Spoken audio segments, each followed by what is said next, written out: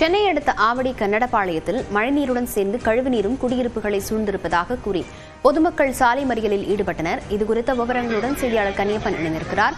கன்னியப்பன், பொதுமக்கள் என்ன குற்றச்சாட்டுகளை முன்வைக்கிறார்கள்?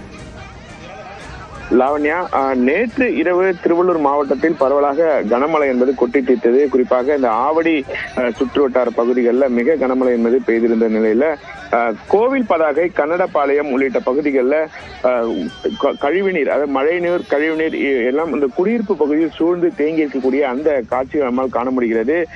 இதன் காரணமாக கன்னடபாளையம் சாலையில் பொதுமக்கள் சாலை மறியலில் ஈடுபட்டு வராங்க. இது குறித்து அந்த பகுதி மக்கள் கூறுகையில், ஒவ்வொரு வருடமும் கனமழை காலங்களில் இதே நிலை நீடிப்பதாகவும், நேற்று இரவு சுமார் 1 மணி நேரம் பெய்த மழைக்கே இவ்வளவு மழைநீர் தேங்கியிருப்பதாகவும் கூறுகிறார்கள். மேலும் இந்த பகுதியில சுமார் 9 கோடி ரூபாய் அளவிலான மழைநீர் வடிகால்வாய்கள் அமைத்தும் அந்த தண்ணீர் முறையாக வெளியே செல்லவில்லை. அதற்கான எந்த வழிவகையும் மாநகராட்சி அதிகாரிகள் செய்யவில்லை.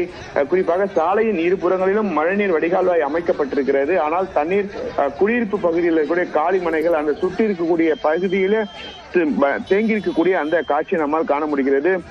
ஏற்கனவே அந்த கட்டப்பட்ட மழைநீர் வடிகால்வாயில கழிவுநீர் தேங்கி இருந்திருக்கிறது. அதில் புதிதாக சேர்ந்த மழைநீர், இந்த கழிவுநீர் எல்லாம் குடியிருப்பு பகுதியில் தற்பொழுது சூழ்ந்து துர்நாற்றம் வீசுவதாகவும் குற்றம் சாட்டுகின்றனர். இதுவரை மாநகராட்சி அதிகாரிகள், கவுன்சிலர்கள் யாருமே இந்த பொதுமக்கள் அந்த பகுதியை பார்வையிடவில்லை. பலமுறை தொலைபேசி மூலம் தொடர்பு கொண்டும் இதுவரை எந்த நடவடிக்கையும் எடுக்கவில்லை. இதனால் விரக்தி அடைந்த பொதுமக்கள் ஆவடி செல்லக்கூடிய கன்னடபாளையம் சாலையில தற்பொழுது ஆர்ப்பாட்டத்தில் ஈடுபட்டு வராங்க. இதனால் இந்த பகுதியில் போக்குவரத்து பாதிப்பு என்பது ஏற்பட்டிருக்கிறது. அரசு பேருந்துகள் அந்த அணிவகுத்து நிற்கக்கூடிய அந்த காட்சி நம்மால் காண முடிகிறது.